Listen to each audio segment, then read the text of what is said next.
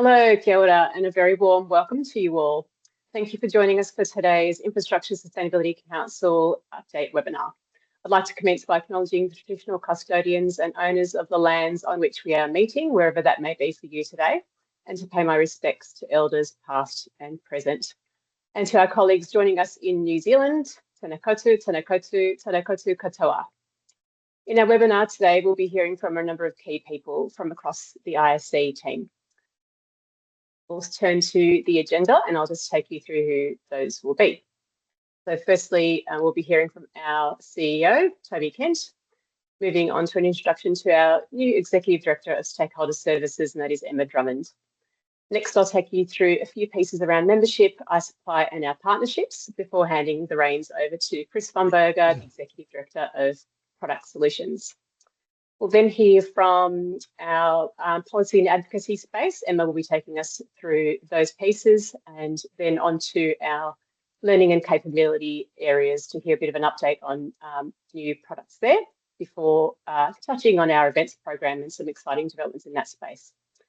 So there will be two opportunities to have questions answered through our update webinar. So one in the middle and one towards the end. Please do use the Q&A widget on your screen rather than the chat to add those questions in as they occur to you. And if we can't get to all of them today, we will try and answer them in writing straight after this session. If you're unable to join us for the full session or full hour, or you have colleagues who you would like to share this with afterwards, we will be sending out a link to the recording. So look out for that afterwards. Having said that, do try and stay with us. We'll try and make it as engaging and interactive as possible. So yeah, tune in. To start us off, it is my great pleasure to introduce you to our CEO, Toby Kent. Many thanks, Andrew, and hello, everyone. Kia ora. And obviously, I'd also like to acknowledge traditional lands. This is a really exciting moment for us, and conscious that there is quite a lot of us talking at you, but as Andrea says, this will be a richer conversation for your involvement. So please do drop in your questions and indeed ideas to the chat. When I say it's an exciting time for us, we at ISC have been going through a lot of change over the past year and a bit beyond.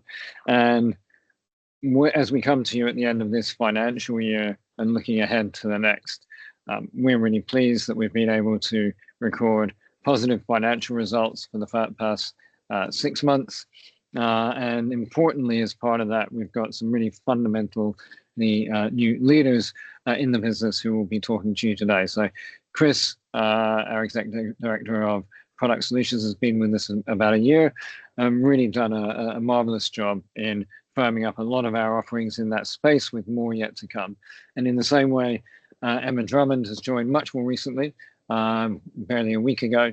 But Emma is really well known across many of our sectors, both in the energy sector and also in transport, is already bringing some of those connections to life and really looking to enhance our member proposition and everything that entails across events, learning and development and so forth, policy. And obviously Andrea, who is our terrific MC, deserves a call out for the wonderful job that she did as the acting Executive Director of Stakeholder Services over recent months.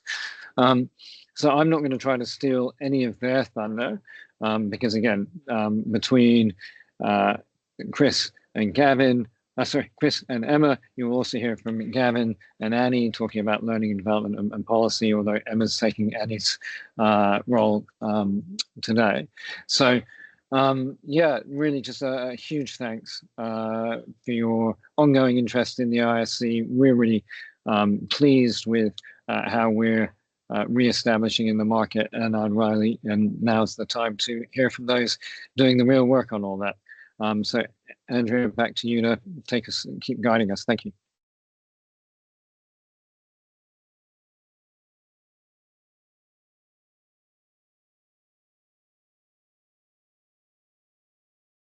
Sorry, you are guiding us, but on mute. My apologies. Thank you, Toby. And over to Emma Drummond, our very new Executive Director of Stakeholder Services, for an introduction and welcome. Thank you so much, Andrea and Toby. Firstly, I'd like to say that I am proud to live and work on Wurundjeri country, and I am committed to ongoing learning, listening, and supporting reconciliation through respect and action in the work that I undertake here at the ISC. So I've recently joined. It is day 9 for me, and as Toby mentioned, I bring a lot of experience from Transport Australia and the Clean Energy Council.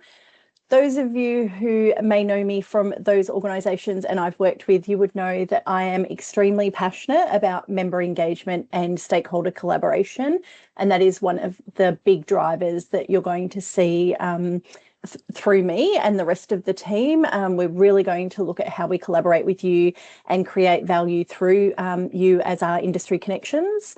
I'm really excited to work for the ISC and that intersection between transport, energy, infrastructure, sustainability, and how we can collaborate. And I'm really committed to bringing everyone who is in our ecosystem together so that we collaborate and we have shared goals. We help each other shape meaningful engagement and opportunities. So that is just a little bit about what I hope to bring to the organisation. And anyone who would like to catch up, feel free to reach out, and I'm happy to meet with as many members as I possibly can so that we can start those collaborative conversations. Thanks, Andrea. Perfect. Thank you, Emma. We'll move on to the next screen now. Our events team, thank you for supporting us through these slides. I wanted to extend a warm welcome to everybody on the call today, but particularly our ISC members who are joining this webinar and for your ongoing engagement with us, and a special acknowledgement of our founding members, including ACOM, AREP, GHD, WSP, Queensland Government through the Department of Transport and Main Roads, CPP and Clayton Utz, who've all shown incredible commitment to sustainable outcomes over the last 14 years or so of the ISC. It's been 12 months since we launched our new membership model, and we introduced at that time 4 segments which encapsulate all parts of the value chain. So I thought it'd be worth just highlighting what those are again for those that are not familiar, and also to call out a few of the newer members that have joined us in recent months. So you'll see on the screen that's coming up, proponents, policy and investors.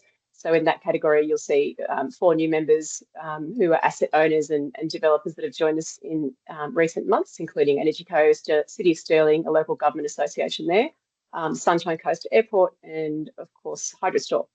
In the delivery partners segment, we have consultancies, designers, engineers, and constructors who are delivering projects. And in recent months, we've had some fantastic new members in that group. In the bottom left, our supply solutions segment, we've seen some new members spanning from AI software through to a circular economy solution for paint, and also a really cool innovation using wool products in infrastructure. And then finally, we've also got the knowledge and network segment with a couple of new members in that space who we're very proud to work closely with. You can enjoy a deeper dive into some of those supply solutions in our Supplier in the Spotlight webinar series and hear more about their excellent products and services. And also, of course, the iSupply directory is an amazing resource for procurers who are looking for better outcomes and working collaboratively on their projects. We can please turn to the next slide. All segments offer a range of membership opportunities designed to facilitate collaboration and connection, to really advance your capability and capacity, to advance your advocacy and influence, and then finally leadership and insight. So it's all geared towards those aspects across all of those membership segments.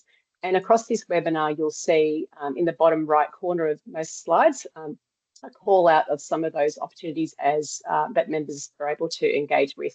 One of those that you see here is around our committees program. So if we can turn to the next slide, I'll just take a couple of minutes to introduce you to the work that's happening in this space. We have 6 active committees in 2026. Each of them has a very distinct work plan. Expressions of interest will open up again in October. So if any of these areas or others interest you, please do stay tuned to that. There are over 60 individuals involved in these committees at the moment, and it's a fantastic professional development opportunity and opportunity to develop resources and insights and government submissions and so on for real world impact. So It's an exciting area that we're very proud to be delivering as part of our member program at the moment. Over to the next slide now. So I did mention interactivity. This is where we do have an interactive component. There's a bit of a poll that will be running in a couple of seconds time, where you'll be asked to answer some questions around, or this particular question. There's a few options there for you. So this should pop up on your screen. If you could please take a second to let us know what's happening in your space, in your workspace around payroll giving, corporate volunteering, team fundraising, or match donations, if this is something that's already happening in your world. And we'll see those results show up in just a couple of seconds live. A fairly even spread from what I can tell. Okay, fantastic. So over to the next slide. The reason we wanted to ask that question of you today is that we are working in partnership with some organisations who are really helping our members to leverage the value of that membership. So one of those is Good Company. They're Australia's leading payroll giving provider, corporate volunteering, team fundraising and match donations. So there's a fantastic platform that they offer, and if you are an ISEEP member, you are eligible to sign up with no membership fees on their side. So that can be up to $15,000 in value to your organisation simply by being a member of the IC. There's also some great opportunities there with Talent Nation, Executive Search and Infrastructure Magazine. The other key members on this screen, we have some work programs around, and you'll hear more from other speakers in our webinar on those partnerships as well. So for now, may I please introduce you to our next speaker, the Executive Director of Product Solutions, Chris Bomberger, to take us through some components of the ICE rating scheme. Thanks, Chris. Thanks, Andrea. Appreciate that. Welcome, everyone. Thanks for coming along to the webinar. If we jump to the next page, please, Cass. We'll talk about the current situation where we are with the ICE rating scheme across Australia and New Zealand. And I think in terms of, we've got 147 current projects. So our regional leads, project managers and coordinators are very busy at the moment. Lots of activity, particularly around verifications, but really great impact across Australia and New Zealand at the moment. I think just in terms of where we are in the market, I think Toby highlighted our starts of 2026. We've had a really good start this year in terms of the number of registrations, particularly Western Australia, Queensland and New Zealand. We've seen a lot of activity there, which is really great, and it just shows the strength in the ratings that are coming through. In those same regions, we have had the mandates been reconfirmed by the various entities through Queensland, WA and New Zealand, which is great, and it gives us a lot of confidence that that the ratings are being used in the right way and having a really great impact out in the market. So that's really exciting for us and for the market, and I think also whether you're a contractor or a consultant, it can give you a lot of confidence to where things are moving. And then that leads into the pipeline of projects, which is quite strong as well. So we've got a lot of projects coming up in our pipeline that will be coming online, fingers crossed, over the next 6 to 12 months. So I think FY27 looks really strong as well. So I'm excited about that. So that's good. In terms of where we are with the ratings, there's obviously 147 underway, but in terms of us listening to market feedback, actioning market feedback and working with the market, it's a really key piece in what we're doing at ISC. Part of that is a continuous improvement program. We did have a lot of discussion at the IS Connect recently in Brisbane about this program, but I just wanted to give you an update about where we're at. I think in terms of, it's been really well received by the market. A lot of really positive feedback on how we're engaging, how we're looking to action some of the key pieces that need to be improved in the program. I think thanks to everyone who has provided feedback so far through May. It's been great. You're really helping us shape and guide where we head to and what some of those improvements are. I just wanted to touch on where we're at, which is obviously through June. We're analysing the results, looking to basically understand some of the key pieces, and also hotspot and see where we go in terms of what are some of the key themes and what are some of the low-hanging fruit that we can action straight away and what's for longer term improvement. And then as I move to July, some of the pieces around developing that roadmap and then further engagement with the market. I think that's really crucial to make sure, are we on the right track? What does that look like?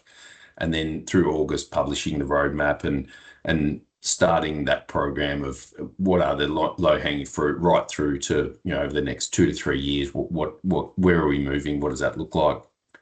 And I just wanted to highlight something that is not on the page, but Andrea mentioned about the committees or working groups. So I've got the technical committee is heavily involved in shaping what this roadmap looks like. Also to the contractor working group, which is a really great working group that I'm lucky enough to be involved in, really pivotal in shaping where we head as well. So just highlight those couple of pieces that they've got great insight and they're really helping ISC to shape where we move. So appreciate your time and thanks for letting me give you an update.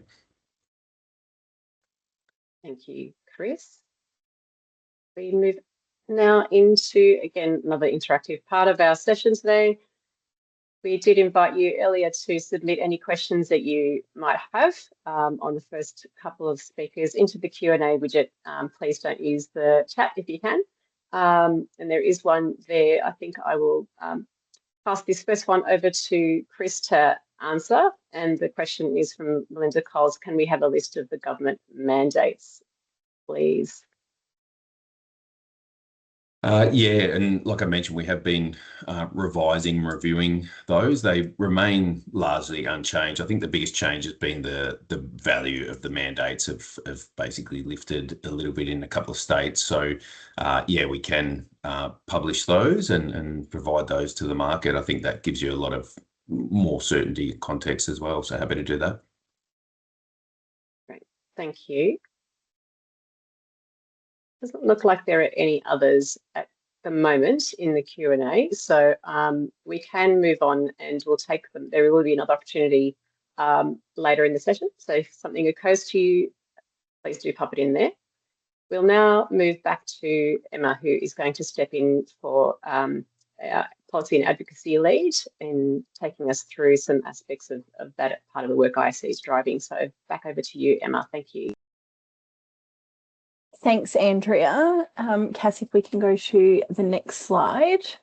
So obviously I am not Annie and I am 9 days in. So Annie has very kindly given me some updates to go through and any questions we can take on notice and connect back in with Annie, or Andrea or myself can try and answer as well. So if we look at the broader policy and advocacy landscape, a quick overview of some of the trends we're seeing across Australia and New Zealand. Both countries continue to maintain significant infrastructure pipelines. In Australia, Infrastructure Australia has confirmed a $242 billion pipeline, while in New Zealand, the Infrastructure Commission is forecasting a pipeline reaching around $274 billion by the middle of this year. So despite broader economic pressures, the scale of investment is quite substantial still. Within that, we're seeing a clear prioritisation of projects in transport and energy and enabling infrastructure, particularly those that support housing delivery. That alignment between infrastructure and housing policy is becoming much more pronounced as well. So at the same time, there's a major shift underway towards streamlining approvals and accelerating delivery, which I'm sure everyone will be really pleased with that. In Queensland, we've seen legislation to fast track assessment and approvals for critical minerals and major infrastructure projects. And New Zealand's fast track regime continues to expand with more than 20 projects already approved. Cost pressures are always going to be thrown in, and they're a defining feature of the current environment. So rising material costs, tighter credit conditions, and global uncertainty are all impacting project delivery. But in response, recent federal, state and territory budgets are placing a strong emphasis on value for money, productivity and life cycle optimization. So we're seeing a rapid scale up of renewable and energy infrastructure projects as well. Governments are still backing the transition with major investments. Victoria's recent $11 billion renewables push, South Australia's $2.2 billion investment in battery storage, alongside a growing pipeline of wind and solar projects. And finally, there's a clear and growing policy focus on environmental outcomes, circular economy, principles, and social value. So these trends are shaping not just what gets built, but how projects, severe weather events across Australia and New Zealand, we can decrease the risk there. If we look at our thought leadership opportunities, obviously as members, we would love to hear what you're doing. So if you have any case studies or thought leadership pieces that you would like us to share on your behalf, we have a newsletter that goes out. We would love that content so that we can start showcasing that. And obviously, as Andrea mentioned, we have working groups that you can be a part of, and also co-curating ISC Suite Leadership luncheons, dinners, where we can have those chat and house conversations and really dig deep from a policy perspective. Cass, if we could go to the next slide. So if we look at our key policy engagement and thought leadership over the past few months, on a policy front, the ISC have been actively contributing to a number of important national and Trans-Tasman initiatives. We're continuing to work with Infrastructure New South Wales on the carbon measurement for infrastructure. It's a critical step in supporting industry to move beyond the upfront emissions and take a more comprehensive life cycle view. We're also engaging with Infrastructure Australia in the development of their 2026 market capacity report. This work is particularly important in understanding capacity constraints and future delivery challenges. Of course, in New Zealand, we're contributing to the development of the sustainable finance taxonomy in the energy sector with the New Zealand Centre for Sustainable Finance. This is a key mechanism for directing capital towards sustainable infrastructure. We're also in discussions on economic disaster resilience, including an upcoming consultation led by Resilience New South Wales. At Commonwealth level, we're providing input into draft environmental standards and policy position papers in relation to community engagement and data and information standards. And alongside this policy work, we've also continued to build our thought leadership.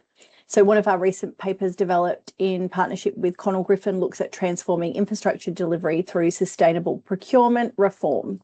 It highlights how embedding sustainability into procurement processes can drive system-wide change, deliver long-term environmental, social and economic value. We've also released Digital Infrastructure Futures Phase 1 in partnership with Honeywell, Sydney Water and Jacobs, and this paper explores how emerging digital technologies can enhance infrastructure performance, resilience and sustainability. Again, any questions, you can send them our way, and we can also loop you back into Annie when she returns from leave. Thanks, Andrea. Thank you, Emma. Really appreciate you stepping in there. I'm now going to move on to a second poll, and there's a question on the screen for you there, and in a moment you'll see a pop-up box where you can respond to that question. So we're really keen to hear from you. How invested is your organisation in industry advocacy and developing policy positions? Is this something that is not really a priority? You wish it was, but you just haven't gone there yet? Are you sort of partially involved or very heavily involved? Keen to hear where you stand, and that will also be really insightful for us in terms of the work that we're delivering, somewhat involved.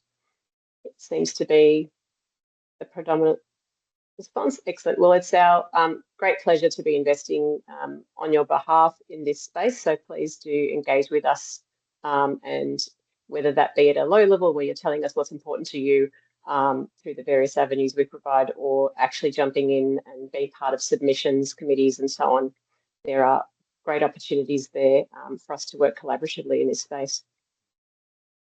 Excellent. Thank you. We're now going to be moving on into the capability and learning area. So I'm going to hand over to my colleague Gavin Morgan to take us through a few recent developments and upcoming opportunities in that space. Thank you, Gavin.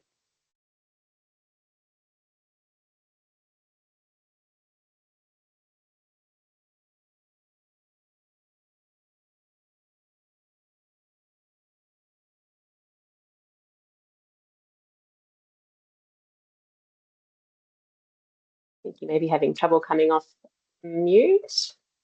Just bear with us a moment.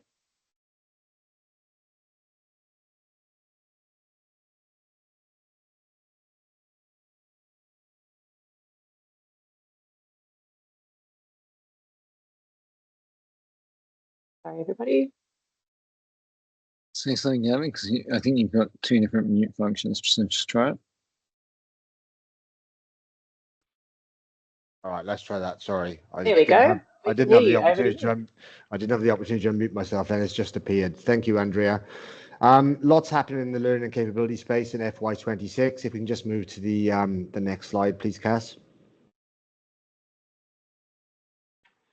So just giving you an overview of what FY26 looked like in the learning and capability space. We successfully launched two of our impact theme micro-credentials. The first being Nature and Finance Disclosures in partnership with ACOM. We run two masterclasses, successfully run two masterclasses there. And the second one, which we run recently, was Sustainable Procurement in partnership with Cornell Griffin. These micro-credentials consist of a thought leadership paper, an e-learning module, a masterclass that's run and professionally facilitated. And then if people want to then proceed, they can then go and sort of present a capstone project to a panel of SMEs and then present that back. On successful completion of the pathway, individuals will get a digital badge that they can share on social media, on LinkedIn, as recognition for the learning pathway. We also successfully run our first partnership in cohort with RMIT University.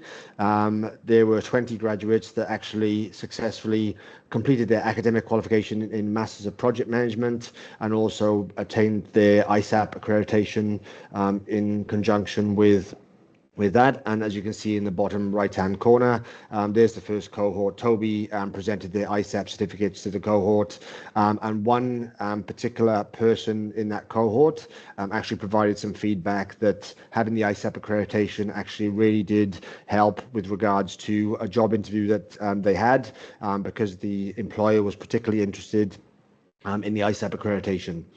And business as usual, IS for Professionals, which is our core product. Over FY26, we saw 126 new ISAPs, and we had over 600 renewals of current ISAPs renewing their ISAP accreditation. If we can move to the next slide, please.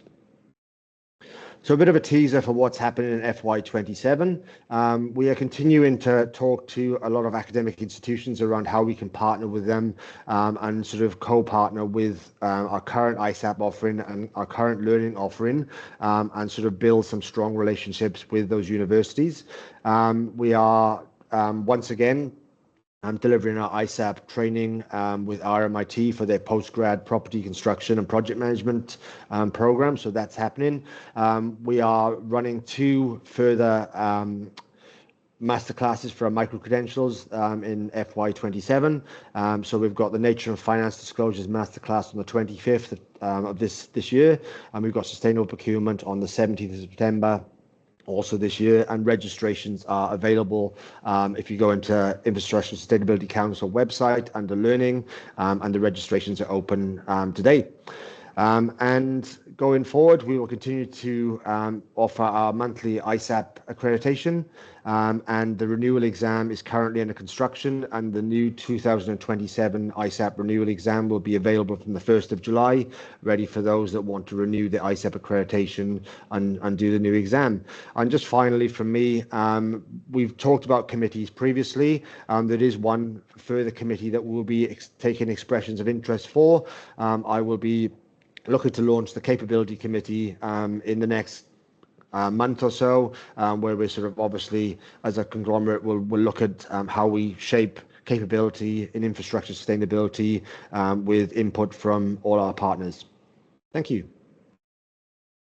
Great, thank you, Gavin. And a reminder to everybody, please do pop your questions into the Q&A if they occur to you as we're travelling through our webinar.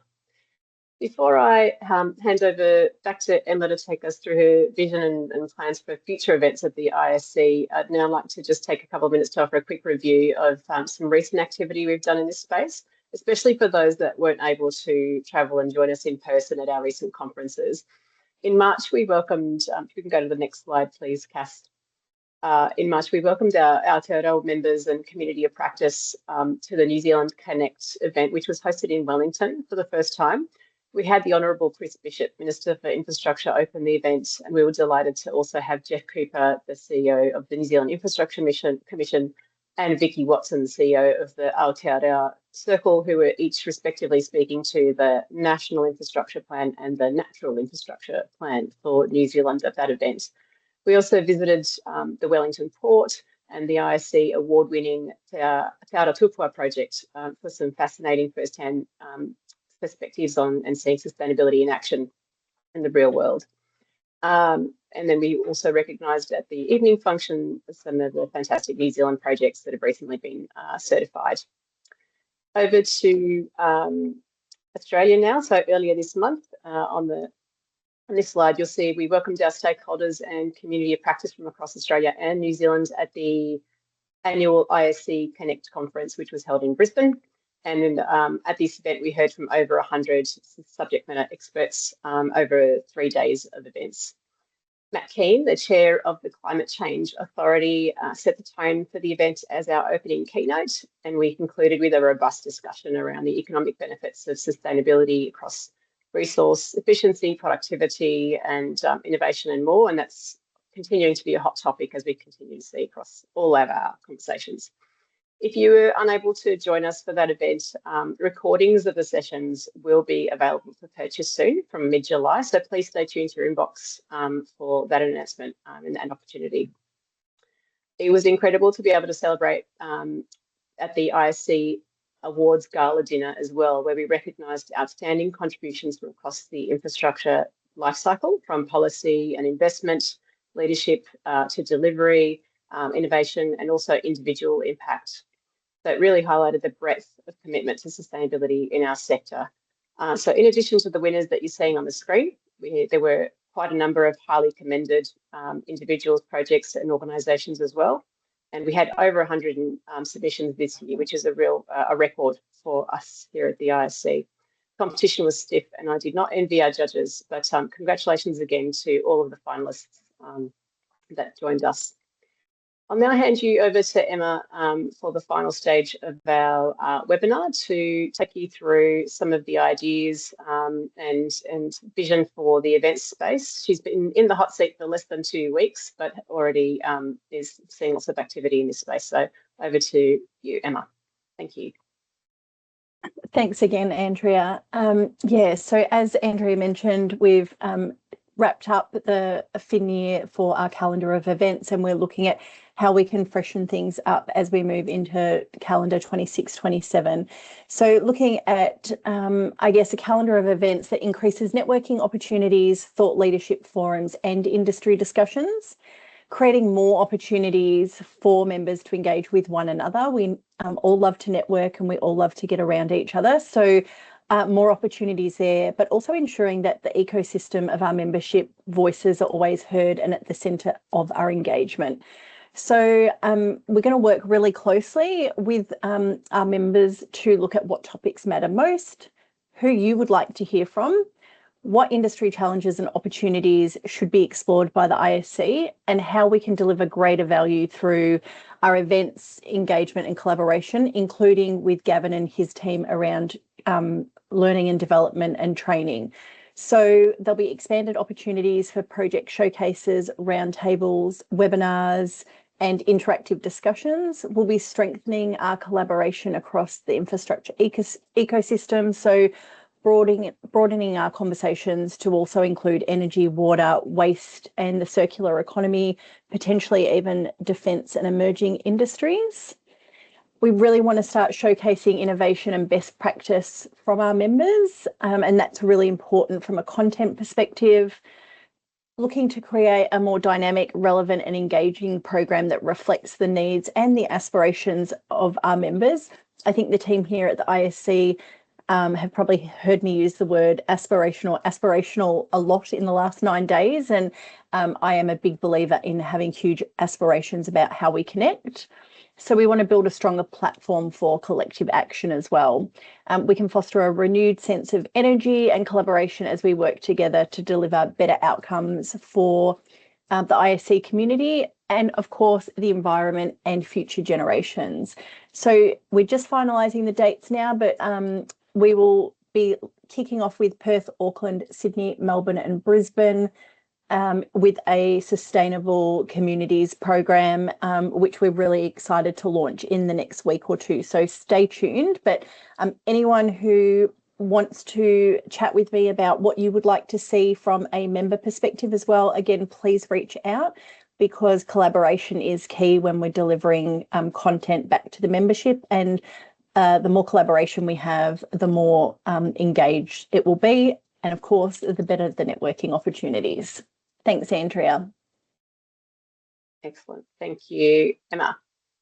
Fantastic. So our final poll for the session before we head into our second round of questions and answers.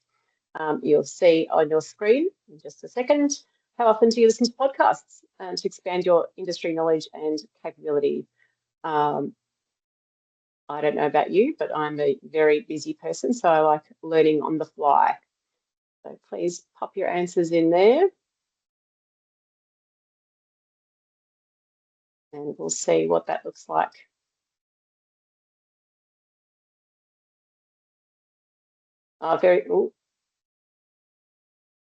Excellent. Okay, well, I'm glad to see that almost 30% of you are on the very often scale, and equally almost 30% listening to True Crime only. So if you are like me and you want to learn more, but just often find you don't have the time to build up and fill your own cup with knowledge, I would love to point you to our Infrastructure Connections podcast. So over to the next slide, please, Cass.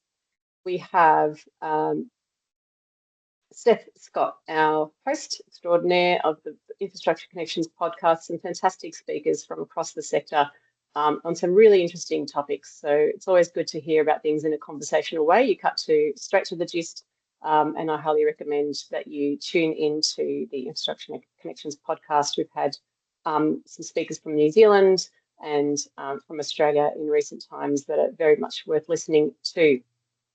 So without any further ado, over to our final Q&A section. And if you could just also please, Cass, skip to the last screen. So some of you may decide to stick around for these final questions and others may need to drop off. So before you do, I ask that you please scan the QR code that you can see on the screen here. And as you're doing that and giving us your feedback on today, I will start to field some of the questions that we've seen in the Q&A widget. So one of those is from Keely. How is the IS Council seeking to diversify its training offerings and maybe micro-credentials for industry professionals beyond the ISAP training? So that one's directed to you, Gavin. If you could pick that one up, that'd be wonderful. Thank you, Andrea. That's a very good question. Look, as part of my role coming into the ISC, I come from a bit of a different background. One of the things that I sort of noticed when I came in is our learning offering is very targeted towards ISAPs and IS professionals, but there's nothing really expanding outside of that. So part of my remit is looking where we can actually add value beyond IS for professionals and what else we can do. So I'm listening to feedback from our contractors working group. Part of the capability committee will also be part of that remit as well to explore other options. And I had a really lengthy discussion with Emma yesterday about what else we need to do. So there's lots of things in my head around what we'd like to do. The impact pathways, the two that we've currently got are the starting point. The sort of work with universities is in addition to that, but watch this space. There will be additional learning opportunities coming through in the FY27 financial year. but we are listening to our members, and we are looking to what else we can do. If anything, one of the key things I want to look at doing is bridging the gap between doing your IS for professionals learning and how to apply that into projects as well. So any thoughts or ideas, please pass them on, and they're very welcome. Thank you, Gavin. Claire, we will pop the link to the podcasts into the Q&A for you. And if you don't capture that there, you can always search on our website for podcast and you will find it there. It's also available on the Apple and Spotify and all the usual sort of podcasts channels. So if you look up Infrastructure Connections, you will find it there as well. But I'll make sure that that's in the link here before we finish up today. So thank you for that question. We've had one from Fiona Bowie. Are certification events more local and more often on the cards rather than just at IC Connect so that we can recognise full project teams involved? Yes, Fiona, I'm going to take that one myself. So thank you for that great question. One of the reasons we're looking to run the five markets that Emma touched on just a few moments ago is that we want to bring these events and these opportunities for in-person connection and celebration to people in their actual area. So we recognise that having an annual conference once a year and having to travel to it may not suit everyone. And that's exactly what we're doing, decentralising. So there will be certifications in state by state and also some awards and lots of great engagement and content at those state-by-state events. So stay tuned for that. So thank you for that question. And I think that answers your question as well, Melinda, any information on how the awards will be done in 2027, same as last year. The idea is that there will be state-by-state awards that feed into the national awards. So again, decentralising and also offering more opportunities to recognise at a local level and then feeding into a national level. I won't get into the full detail until we're ready to publish that information, but that is the plan at the moment. So thank you again for those great questions. Glenn, a question about projects who submitted awards for the gala night and weren't successful in winning or got shortlisted, and are they getting judges' feedback? Please do, if there are any out there who were shortlisted and would like that feedback, you are welcome to submit a request for that feedback and we'll send through the notes. We're just obtaining that at the moment, and that will be available for those that request it. So thank you for that question also. And then finally from Keely, how is the IS? Oh, we've done that one. My apologies. There were two from Keely. Okay, this one's a question for you, Chris, in relation to our continuous improvement process that you touched on earlier. So how does the feedback provided with innovation challenges, so credit trials and other historical feedback as relevant, get incorporated into the continuous improvement process that we have recently set up? So how does sort of the traditional channels feed into and integrate with this new process? Chris, if you are able to take that one, thank you. No worries. Thanks, Andrea, and thanks for the question. So I think in terms of it is it's a historical process that we've always had for more than 6 years, the continuous improvement piece. What we've done is really tried off the back of the success of version 2.2 and the industry engagement and the uplift in version 2, and like we're getting great positive feedback from those projects that have moved to version 2.2 in terms of the improvements in process and the focus on impact and outcomes rather than the process piece. So we've recognised that success, particularly since it was released late last year, and we really want to build on that. So it's not so much a new process, the continuous improvement piece. It's more spotlighting it out in the market and getting it front of mind to people that are either using the tools or want to be involved in the future or think there's certain things that need to change or improve. So in terms of we have more opened it up to the industry rather than individual project feedback coming in. It's like, hey, industry, tell us where we need to go, what it needs to look like. So that's more the change. So it's, yeah, not so much a new process rather than highlighting the process.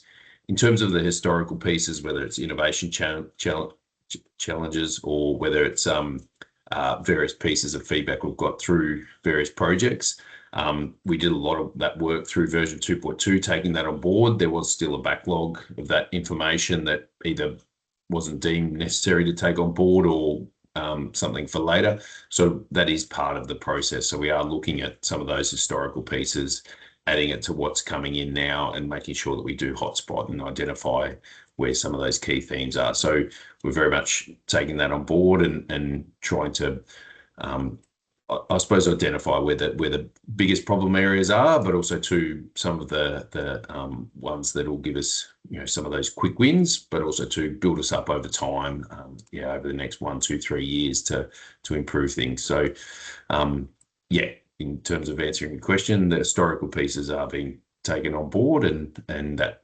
6+ years of continuous improvement is continuing, and it's something we really take seriously and really want to push forward and put into action as soon as we can.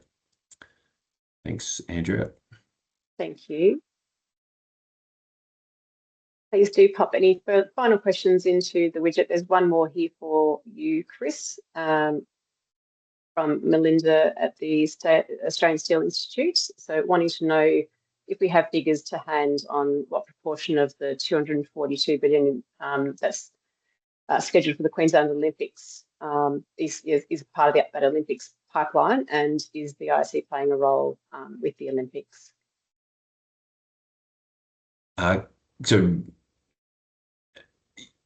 Just in terms of, can you just repeat the question? Sorry. Yeah, sorry. So what proportion of the spend, the 242 billion, is for Queensland Olympics, and what is the role of the ISC within the Olympics pipeline?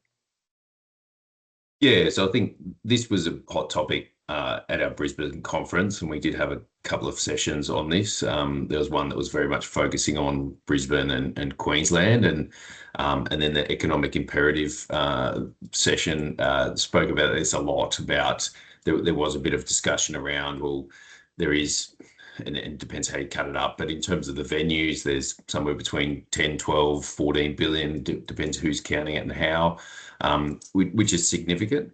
But then there was a lot of talk about the road, the rail, the infrastructure that connects people within, southeast Queensland and the Brisbane area. And I think in terms of how I see it currently involved, there's many road and rail projects that we are involved in. Bruce Highway is our best friend in terms of it is constantly being upgraded, improved, and we do have a lot of projects with the Bruce Highway, but also to a lot of rail projects, whether that's Cross River Rail or the Wave Rail as well. So I think in terms of where we are in that infrastructure space is we're heavily involved and making a huge difference in terms of promoting sustainability. So it is a pretty exciting area to be in at the moment, that Queensland area, a lot of activity, and the Olympics aren't that far away, even though 6 years might seem like a long time, but that is a pretty short time frame in the infrastructure space. So yeah, a lot of involvement there, and we are working currently to improve that pipeline and look for new projects and the next ones that are coming up. So that there is a lot more hopefully around the corner that we can announce shortly. Brilliant, thank you. Well, if anything else occurs to you after this webinar, please do email us at the email address you see on the screen, or you can contact us directly at any time. Thank you so much for joining us to learn more about all the activity happening across the ISC. And before you head off, please do fill in that survey and let us know what you'd like to hear more of next time, so we can continue to improve across all aspects. So thank you again, and good afternoon. Thank you, everyone. And thank you, Andrea, very much for your hosting. Bye. Pleasure.